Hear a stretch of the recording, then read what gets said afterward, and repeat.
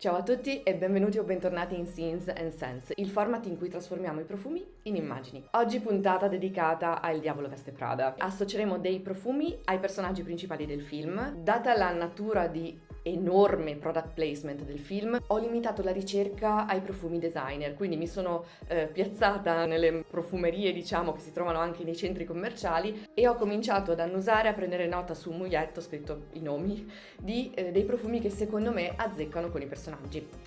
Io direi di non esitare oltre e di non perdere troppo tempo, sigla e cominciamo!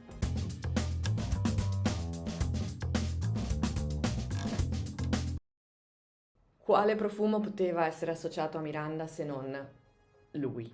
Per me tutta la vita, per Miranda, Chanel numero 5. Chanel numero 5 come Mirandona è un'istituzione, è talmente iconico che non ha bisogno di presentarsi e piaccia o meno non compete praticamente con nulla. Direi che l'accordo aldeidato che caratterizza questo profumo e che astrae il fiore rispetto alla sua qualità più naturale è quello che lo avvicina di più a Miranda. Miranda è una costruzione consapevole. Ogni gesto, ogni sussurro, ogni parola è esattamente al suo posto, è calibrata, non è mai oltre.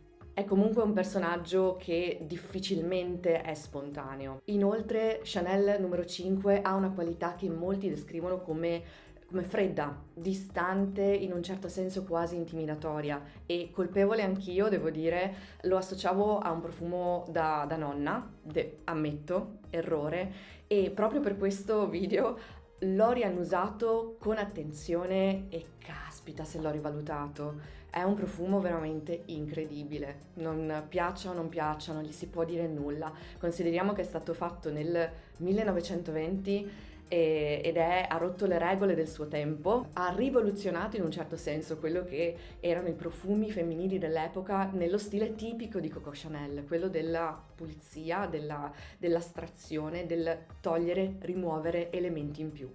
Poi, altra cosa sottile, Chanel numero 5 è talmente iconico che ormai tutti credono di conoscerlo e lo diamo un po' tutti per scontato, io per prima, senza davvero annusarlo e ascoltarlo. E lo stesso secondo me succede per Miranda. Tutti pensano di conoscerla, ma nessuno o quasi la conosce davvero. Quale profumo invece è Andy Sachs? Allora, per Andy, nonostante per me sia il personaggio meno interessante del film, però va anche detto che è la protagonista e in quanto protagonista vive un arco narrativo, con un inizio, una trasformazione e un punto di arrivo. Per cui per lei ho individuato, devo dire con una certa fatica, 3 profumi diversi. Partiamo dalla Andy un po' scialbetta e naive del maglione ceruleo. Per me quella Andy è assolutamente Light Blue di Dolce & Gabbana, uno per anche il How do you spell Gabbana. Light Blue ha quella caratteristica di essere universalmente amato senza essere banale, comunque è un profumo molto piacevole che sta bene un po' dappertutto, che non delude nessuno, piace a tutti, non disturba, ma soprattutto Light Blue al tappo ceruleo, ragazzi. Passiamo al profumo per la Andy in trasformazione, quella degli Chanel Boots per dire, quando cominciano a vestirla con delle cose strafichissime e vedi che lei ci sta dentro ma che in qualche modo c'è una tensione tra quella nuova parte glamour e quello che lei è strutturalmente e realmente. Per quest'anni sono andata pertanto alla ricerca di un profumo che avesse 2 anime distinte e non ben amalgamate tra loro e per me quel profumo è My Burberry Black. Un po' sono stata condizionata dal fiocchetto nero e il nero è comunque un colore che associo moltissimo all'eleganza di Anne Hathaway e questa è la parte estetica che forse mi ha un po' mi ha fatto andare su quel profumo, ho detto proviamolo, sentiamo e però anche il juice a mio parere mantiene questa parte fruttata, mi pare che abbia la pesca, che si sente moltissimo, che spinge molto verso l'alto e poi un'ambra e un patchouli molto pesanti che spingono verso il basso. A mio parere queste 2 anime, fruttata e ambrata patciulosa, sono un po' in contrasto. Arriviamo quindi alla Andy, diciamo, risolta, quella che torna a fare la giornalista, e ha quella eleganza mutuata dal mondo di runway, ma a modo suo, quindi pantaloni, giacche, tagli un po' più mascolini, diciamo. Per questo cercavo un profumo che anche qua unisse 2 anime, una un po' più maschile, una un po' più femminile, insieme. Ora, questo ho fatto fatica. Ammetto, questo profumo per me è un po' un ripiego perché non mi fa impazzire, però narrativamente parlando ci sta, e per me è Libre di Yves Saint Laurent. Perché? Perché fondamentalmente ha questa vaniglia più dolce, più femminile, diciamo, e questa lavanda molto, a mio parere, molto presente. Secondo me è un profumo in cui si può leggere una certa tensione, però un po' più in equilibrio tra la donna ancora un po' idealista, se vogliamo, perché comunque Andy lo è, e la professionista affermata e anche molto ambiziosa. E poi Libre ha una qualità molto glamour forward, se vogliamo, molto assertiva, e secondo me nello stile che adotta Andy, in particolare nel secondo film, questa presenza anche scenografica, per quanto adattata al suo stile, è presente. Ma chiudiamo con Andy e passiamo a Emily. Che profumo potrà mai essere Emily?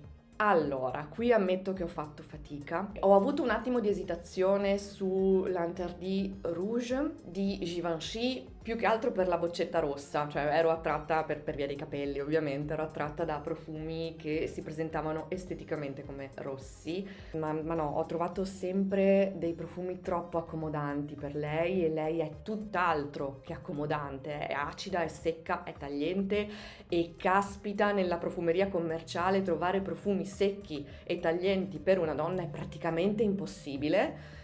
Ah, stereotipi. E quindi mi sono dovuta appoggiare a un capolavoro, a mio parere, della profumeria, che forse la Emily del primo film non merita, ma che a livello ispirazionale, a mio parere, è lei, ed è la meraviglia di Chanel numero 19. Allora, mi sta bene che sia la stessa casa del profumo di Miranda, perché a mio parere Emily ha quel tipo di aspirazione, ma le manca chiaramente, le manca la storia, le mancano le cicatrici, le manca la maturità, quindi volevo un profumo altrettanto elegante, e lo Chanel 19 a mio parere è elegantissimo, ma lo volevo secco, tagliente, acido. Il bello di Emily è che non è un personaggio che vuole essere piaciuto, ma è un personaggio che vuole essere visto, vuole crearsi un suo posto sgomitando.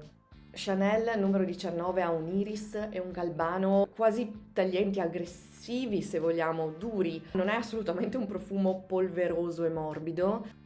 Ha una bellezza sartoriale che si discosta dalla maggior parte dei profumi femminili, designer di oggi. Profumo meraviglioso, a mio parere più adatto alla Emily adulta, anche se diciamo che mantiene sempre un po' quel nervosismo, quell'invidia, quelle caratteristiche un po' infantili che diciamo le hanno impedito di crescere, di arrivare dove può arrivare, perché è una donna comunque iconica. E arriviamo al mio personaggio preferito, che è Nigel. Lo adoro. Che profumo può avere Nigel? Nigel è un personaggio molto complesso e molto interessante, pertanto è stato quello che ho fatto più fatica a trovare. Il profumo che ho associato a Nigel l'ho pescato dalla memoria, è un profumo che non ho trovato purtroppo e non sento da anni, per cui potrebbe essere non accurato e mi dispiace, ma a mio parere Nigel potrebbe essere assimilato a Déclaration di Cartier. È un profumo, se non erro, di fine anni 90, che introduce questo accordo di spezia fresca.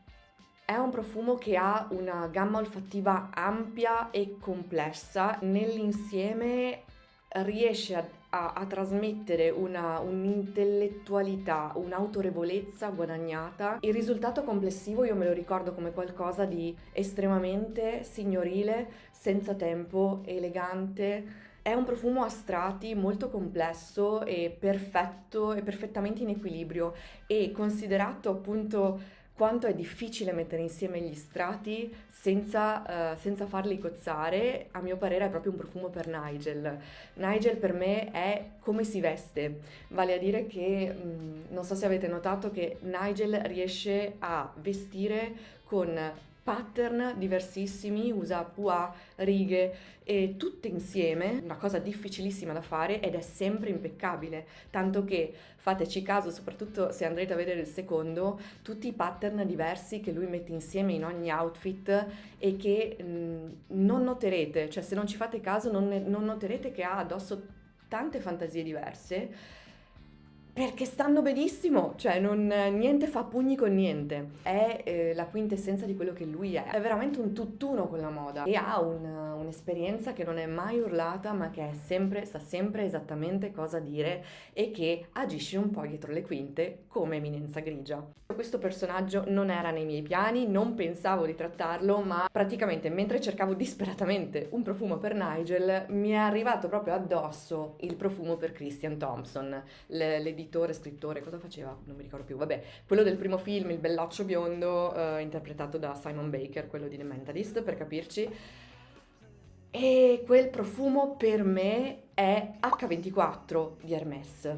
Questo profumo ha una freschezza metallica costruita che si discosta, devo dire, dai soliti maschili affascinanti piacioni. Ha questo sentore da barbershop metallico, freddo, che attira e che è anche seducente, ha un lato seducente, ma che secondo me racconta un personaggio che è tutto superficie luccicante e charme calcolato, senza un calore che lo sostenga dietro. È proprio un profumo brillante in superficie e poi, boh, è un profumo che ha una qualità estremamente contemporanea da uomo in carriera. Credo sia il profumo più corporate che abbia mai annusato. È un tipo di affascinante, molto contemporaneo, legato all'oggi, ma in un certo senso con una data di scadenza.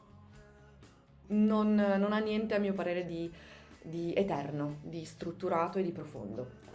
Tu hai già visto Il Diavolo Veste Prada 2? Sei d'accordo con i profumi che ho associato ai vari personaggi? Oppure ne avresti individuati di altri? In tal caso scrivilo nei commenti perché sono molto curiosa. Se vi piace questo format in cui sproloquio e comincio ad associare dei profumi a dei linguaggi visivi o a personaggi, eccetera, o psicologie di vario genere, allora considera di iscriverti al canale, di mettere un mi piace e noi ci vediamo la settimana prossima per un altro contenuto in cui uniamo olfattivo e visivo. Se siete arrivati fin qui, grazie infinite del vostro tempo, lo apprezzo veramente tanto e noi ci vediamo la settimana prossima.